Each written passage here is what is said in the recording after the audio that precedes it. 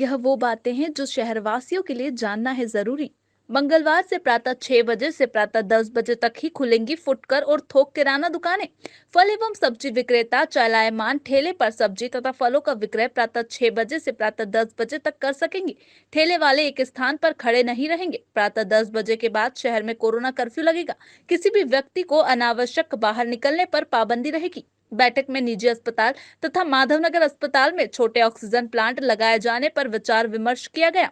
Remdesivir injection के बारे में जनता में जागरूकता फैलाने के निर्देश दिए। शहर के अन्य निजी चिकित्सालयों को चिन्हित कर कोविड केयर सेंटर बनाए जाने पर चर्चा की गई। अस्पतालों में ऑक्सीजन बेड की संख्या और बढ़ाए जाने पर विचार विमर्श किया गया। जानकारी दी गई कि चरक अस्पताल में अगले 3 दिन में 100 बेड और बढ़ाए जाएंगे और साथ ही माधवनगर अस्पताल में 30 बेड बढ़ाए जाएंगे। इसके अलावा आदिगाड़ी अस्पताल में भी 100 ऑक्सीजन बेड बढ़ाए जाएंगे। बैठक में कहा गया कि आमजन कोरोना के जरा से भी लक्षण होने पर बिना देर किए जांच कराएं। रेमडेसिविर इंजेक्शन की आपूर्ति के बारे में कहा गया कि शीघ्र ही उज्जैन में 1000 इंजेक्शन उपलब्ध करवाए जाएंगे। कोरोना संक्रमण की रोकथाम हेतु आयुर्वेदिक होम्योपैथिक चिकित्सा के साथ साथ रिटायर्ड चिकित्सकों की सेवाएं भी ली जाएं।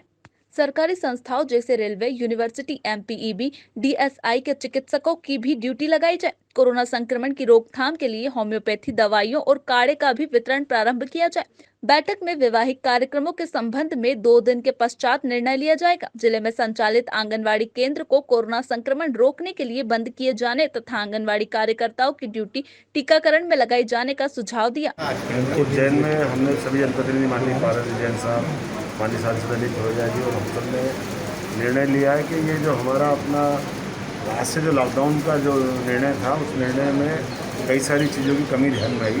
तो इस तरह से अभी लॉकडाउन अगर करना तो हमको सख्ती के साथ कोरोना की चेन भी तोड़ना पड़ेगी। और कोरोना की चेन तोड़ने के लिए निर्णय लिया है कल से सवेरे 6 से 10 बजे तक किराना, दूध, फल, सब्जी भी सब्जी मार्केट में नहीं होते हुए ये जो ठेले वगैरह की सब्जी उससे दिलवाने का प्रयास किया जा रहा है। उसके बाद 10 बजे बाद टोटल ये जनता कर्फ्यू जैसा जो कोरोना कर्फ्यू की बात माननीय मुख्यमंत्री ने की, उस तरह से लागू करने का निर्णय कर रहे हैं। इससे खास करके जो ये कठिनाई हमको आ रही है कि पुलिस आइडेंटिफाई नहीं कर रही है और आज करीब करीब उज्जैन दिन भर हमारा एक तरह से चालू जैसा रहा।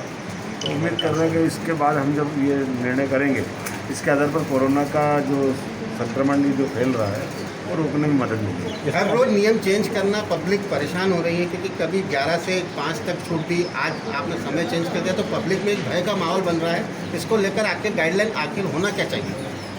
दोनों बातें हैं इसमें, एक तो अनुभव से भी सीखता है और दूसरा जो हमने लॉकडाउन बढ़ाया तो ये लॉकडाउन पहले सोमवार सुबह तक का ही था, क्योंकि सोमवार सुबह से हमने अगले सोमवार तक कर दिया तो एक तरह से इनडायरेक्ट प्रशासन ने भी इस बात के लिए समझ के लिए लोगों को पर्याप्त मौका दे दिया कि वो अपनी अपनी सामग्री 5-7 दिन के लिए रख लें। लेकिन ये बात भी सही है कि इसके आड़ में जो बाकी दुकानें खुल गई, एक तरह से जो निर्णय किया उसका पालन नहीं कर रहे हैं। तो इस सारी बातों के आधार पर निर्णय किया कि जो दुकानें हैं मूल रूप से जीवन उपयोगी सामग्री की, किराना, फल, सब्जी, दूध, ये 10 बजे तक चालू हो जाए, उसके बाद बंद कर दें। ठीक। शादी ब्याह वाला जो विषय आया था उसके लिए 2-3 दिन बाद वापस बैठने की बात हुई है, उसकी समीक्षा हो रही है। उसका कारण है जो विषय आया था कि किसी ने जैसे केटर को पैसे एडवांस दे दिए या गार्डन को, होटल को, तो उसका कैसे क्या सॉल्यूशन निकलेगा, तो उसके लिए विचार विमर्श चल रहा है और उसके लिए 2-3 दिन बाद वापस बैठेंगे और उसके लिए अच्छा निर्णय करेंगे। पूरे शहर में ऑक्सीजन की कमी देखी जा रही है, इंजेक्शन नहीं मिल पा रही रेमडी से, उसको लेकर भी आपकी बैठक? ऑक्सीजन को लेके हमारी गहन चिंता का विषय था, उसके ऊपर हमने चर्चा करी है और ऑक्सीजन कैसे कैसे उपलब्ध हो सकती है। नरहरि साहब को प्रभारी बनाया गया है यहाँ पे, तो उनसे भी चर्चा हुई है। बैठक में से ही चर्चा करी है तीनों जनप्रतिनिधि ने और उन्होंने हमको विश्वास दिलाया कि बहुत जल्दी जो ऑक्सीजन की व्यवस्था वो कर रहे हैं।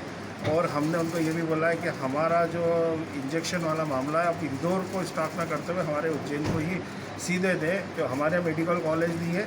लेकिन मोहन जी और मैंने बोला कि 1400 बेड हमारे सिविल अस्पताल में है, तो हमको यहाँ पे उपलब्ध करा, ना कि मेडिकल कॉलेज में, ताकि हम हमारे जो भी पेशेंट है उनको सही समय पे इंजेक्शन उपलब्ध कराते। तो उनने विश्वास दिलाया कि एक आध दिन के अंदर वो व्यवस्था सही कर। उज्जैन का पीटीएस पिछले वर्ष में उसको नहीं ले रहा, वो क्वारंटाइन के लिए था,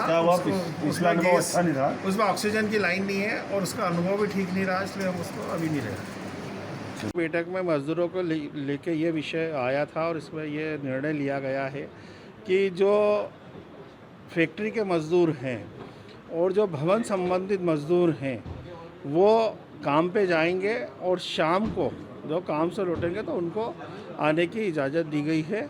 उनको नहीं रोका टोका जाएगा, ताकि हमारे मज़दूर वर्ग जो गरीब तबका है वो अपना कमा खा पाए, उनका काम बंद नहीं करा। ये धार्मिक नगरी है, यहाँ पर बहुत सारे लोग सड़क पर भिक्षुक हैं, उनको भोजन के लिए हमने आज बैठक हुई है, उसमें समाज सेवियों को भी बुलाया था और उनको बोला गया कि वो व्यवस्था जोड़े ताकि